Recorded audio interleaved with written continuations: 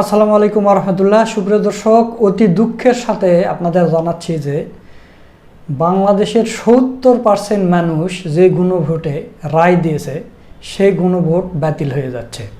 বর্তমান সরকার গণভোট বাতিল করতেছে, সংবিধান সংস্কার করবে না এবং জুলাই সনদও বাস্তবায়ন করবে না।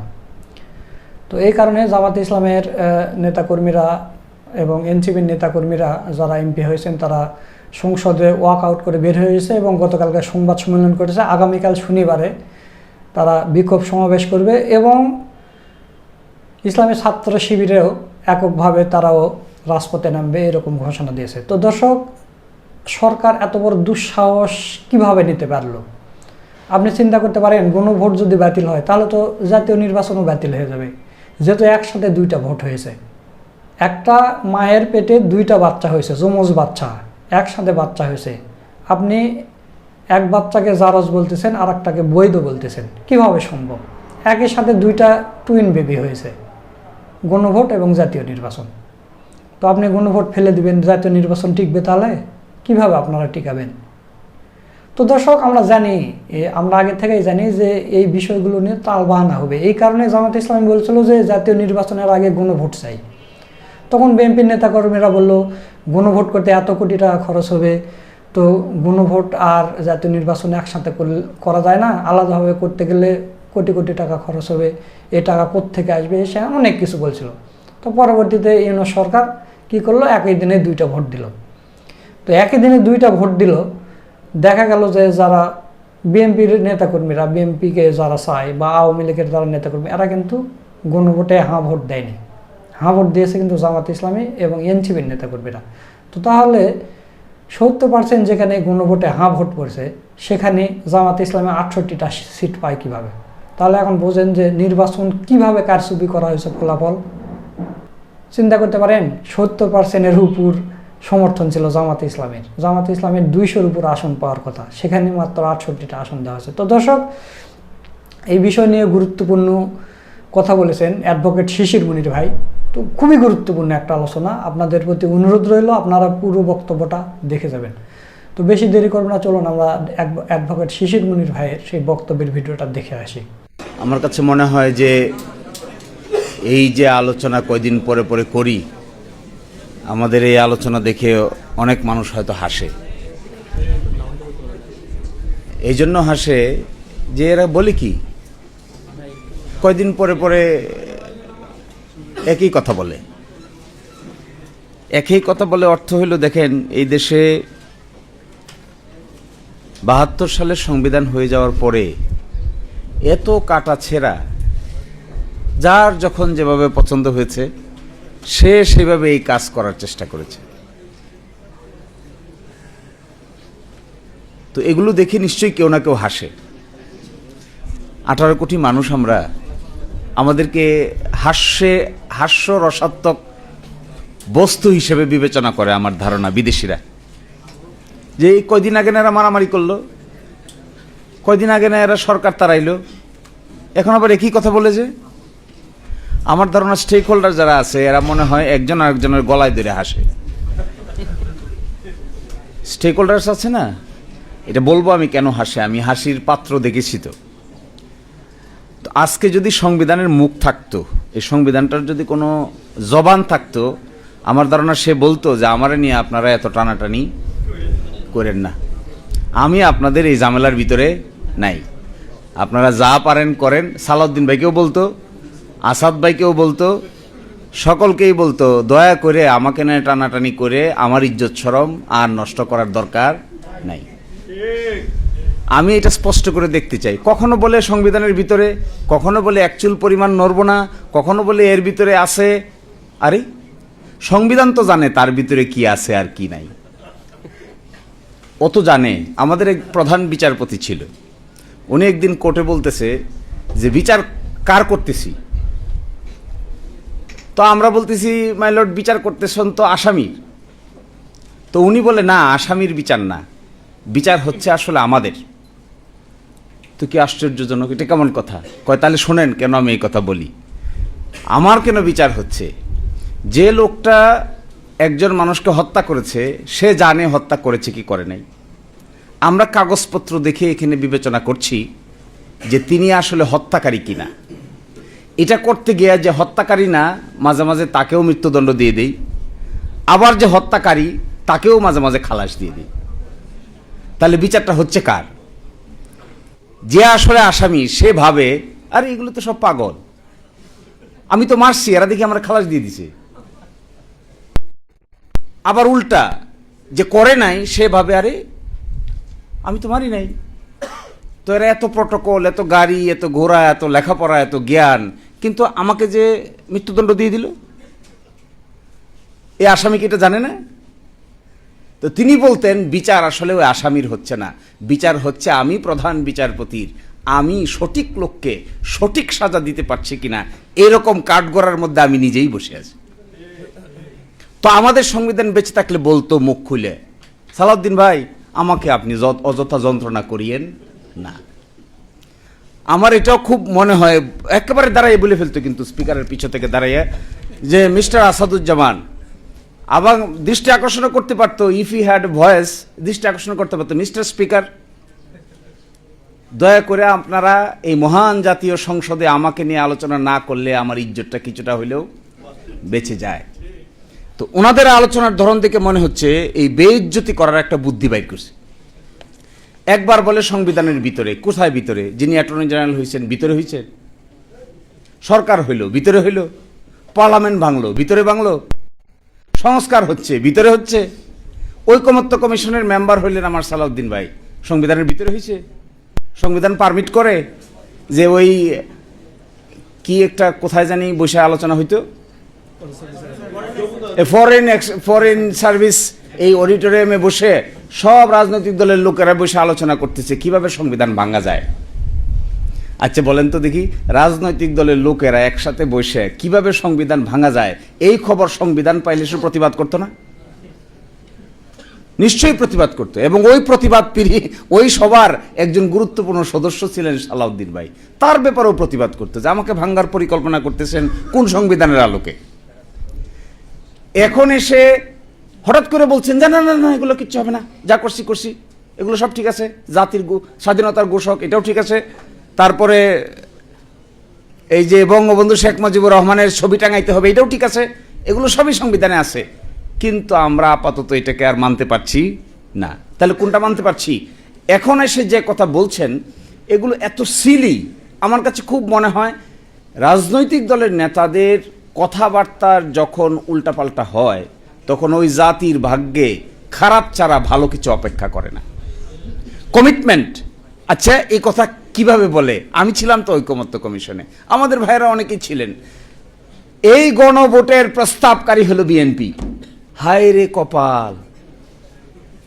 তখন এই প্রশ্ন আসছিল যে এই প্রস্তাবকারী দল যে গণভোট, তখন আসছিল একজনের প্রশ্ন করছে হাত তুলে, আমার মনে হয় যদ্দূর মনে পড়ে, মানুষটার নাম আমি বলতে চাচ্ছি না এখানে, তিনিও রাষ্ট্র সংস্কার আন্দোলনের ওয়ান অব দি গুরুত্বপূর্ণ লোক ছিলেন, সরকারের মন্ত্রী হয়েছেন।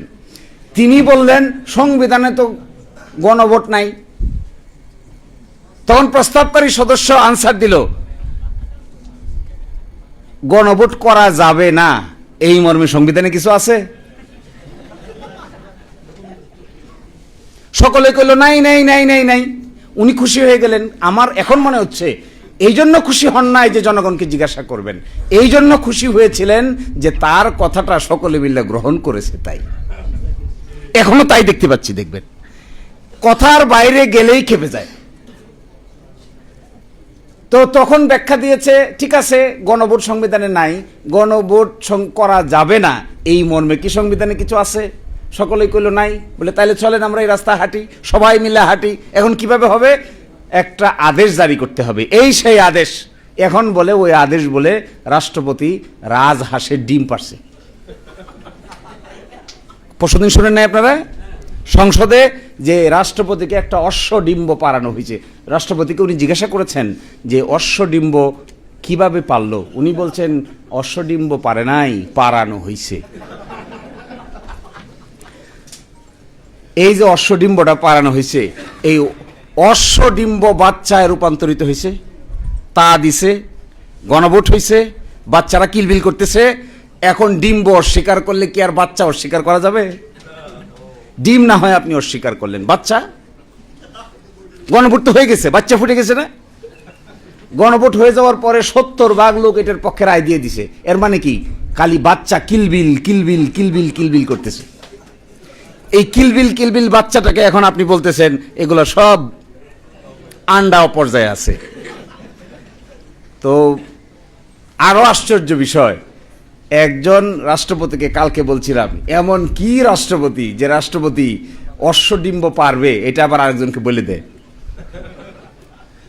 কি আশ্চর্য রাষ্ট্রপতি এটা! এই জন্যই তো এনসিপির লোকেরা সবাই মিলে চাইছিল এইরকম রাজহাঁস যেন বাংলাদেশে না থাকে। কিন্তু রাজহাঁসও থেকে গেছে, ডিম্বও পেরে গেছে, ডিম্বের ভিতর থেকে বাচ্চাও জন্ম নিছে। এখন আমরা ডিম্ব অস্বীকার করলে লাভ কি? সব 70% মানুষ মানে প্রায় 5 কোটি বাচ্চার জন্ম দিছে। এটা এখন থেকে সরা যাচ্ছে না। কি আশ্চর্যজনক বিষয় দেখেন, আমি এভাবে দেখি না। স্কিম 133টা অর্ডিন্যান্সের রিপোর্ট পাবলিশ হয়েছে গতকালকে রাতে। 133টা অর্ডিন্যান্স। সংস্কারের 2 ভাগ দেখেন,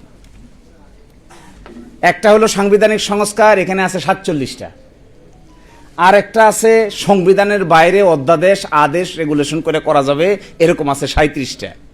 সব মিলে হলো 84টা। এই 47টার ভিতরে একমত হয়েছে 30টা, বাকি থাকে 17টা। আর এখানে 37টার ভিতরে কাজ করতে গিয়ে সরকার জারি করছে 133টা। এই অর্ডিন্যান্সের ভিতরে মেজর অর্ডিন্যান্সকে এখানে দেখেন বাদ করে দেওয়ার প্রস্তাব করছে। 1 নম্বর বাদ করে দেওয়ার প্রস্তাব করছে কি জানেন?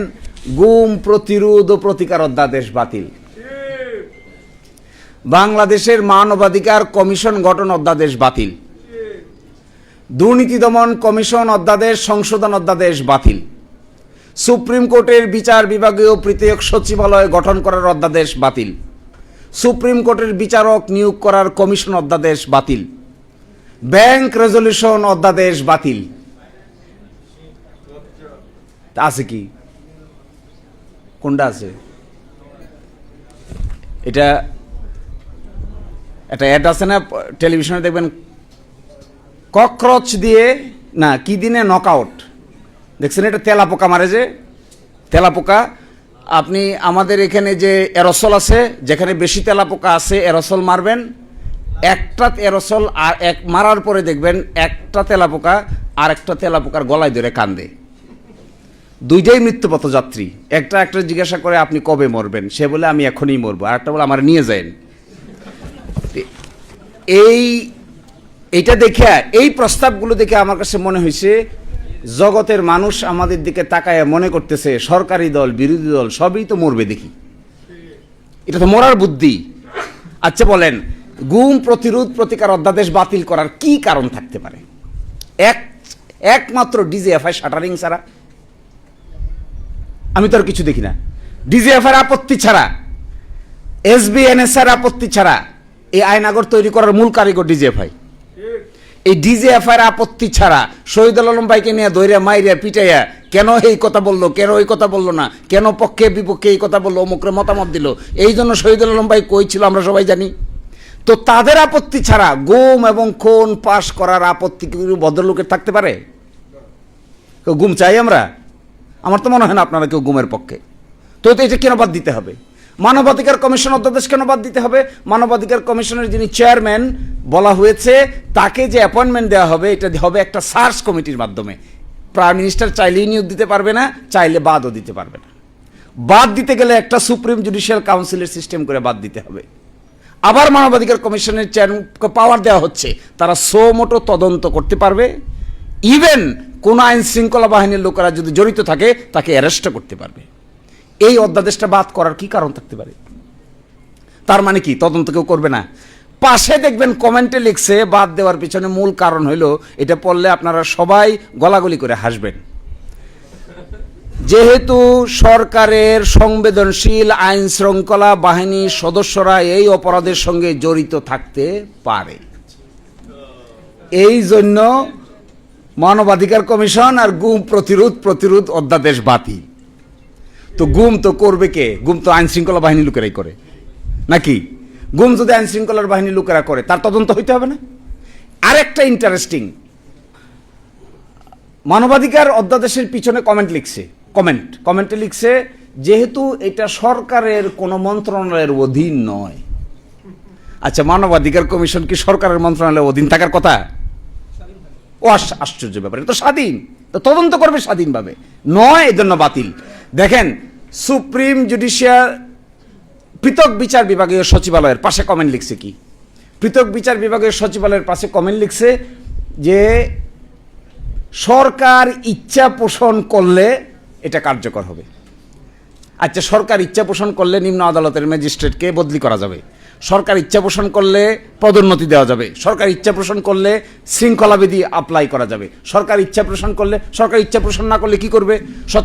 ইচ্ছা পোষণ না করলে রাত 2টার সময় আদালত বসে শহীদ আলম ভাইকে অযথা রিমান্ডে এনে পিটাইবে। ইচ্ছা প্রকাশ করছে না, রাজা ইচ্ছা প্রকাশ করছে না, তো হয়ে গেল।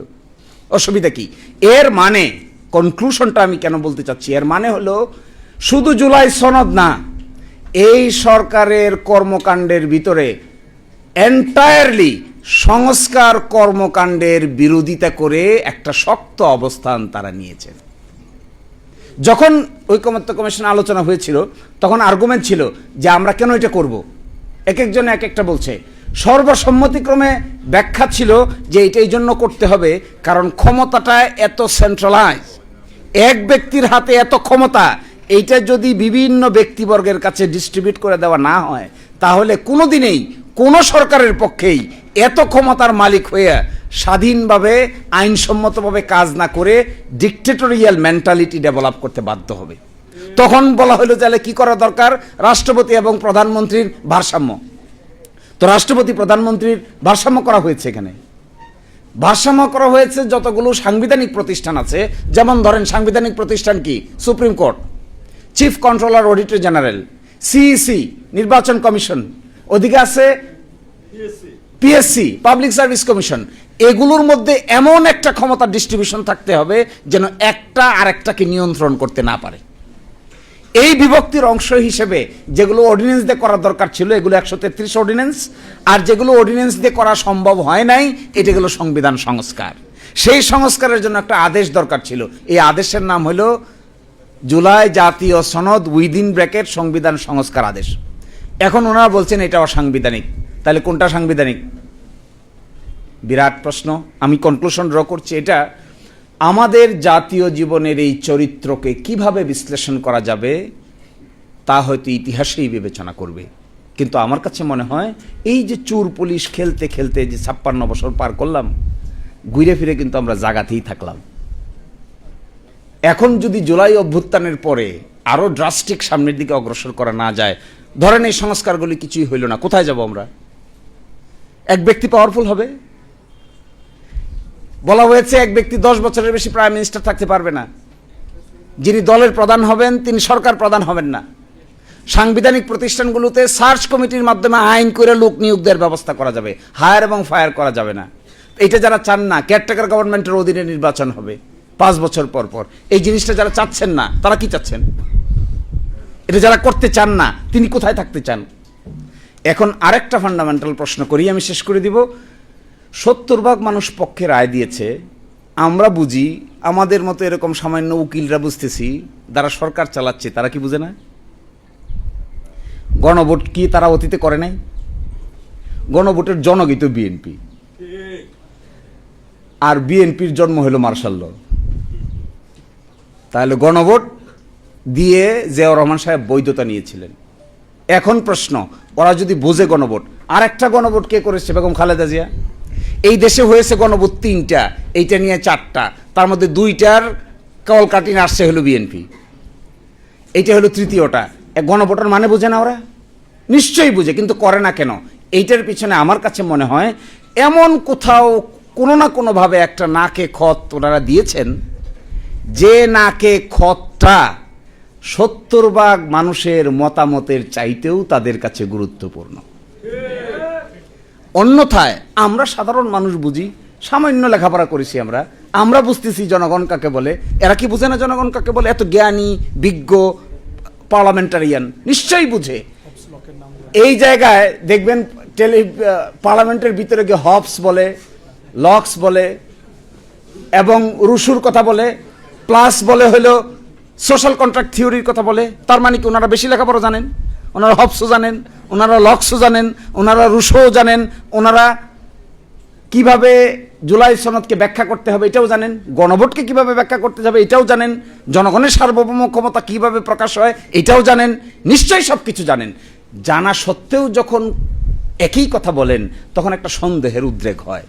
এই সন্দেহটার নাম হলো নিশ্চয়ই ক্ষমতার প্রক্রিয়াটাকে কোনো না কোনোভাবে স্মুথ করার জন্য এমন কিছু জিনিসের কাছে দায়বদ্ধ আছেন যে দায়বদ্ধতা বাংলাদেশের 18 কোটি মানুষের কল্যাণের চাইতেও অধিকতর তাদের জন্য কল্যাণকর। এছাড়া আমি আর কিছু দেখি না। সবাই ভালো থাকবেন। সুপ্রিয় দর্শক, আপনারা অ্যাডভোকেট শিশির মুনির ভাইয়ের বক্তব্য সহ পুরো ভিডিওটা দেখলেন। তো আপনাদের কাছে প্রশ্ন যে গণভোট যে বাতিল করলো, গণভোট বাতিল করলে জাতীয় নির্বাচনেও বাতিল হবে কিনা, আপনাদের কাছে কি মনে হয় তা অবশ্যই কমেন্ট করে জানিয়ে দেবেন। ভিডিওটা ভালো লাগলে শেয়ার করবেন। সকলকে ধন্যবাদ। আসসালামু আলাইকুম ওয়া রাহমাতুল্লাহ।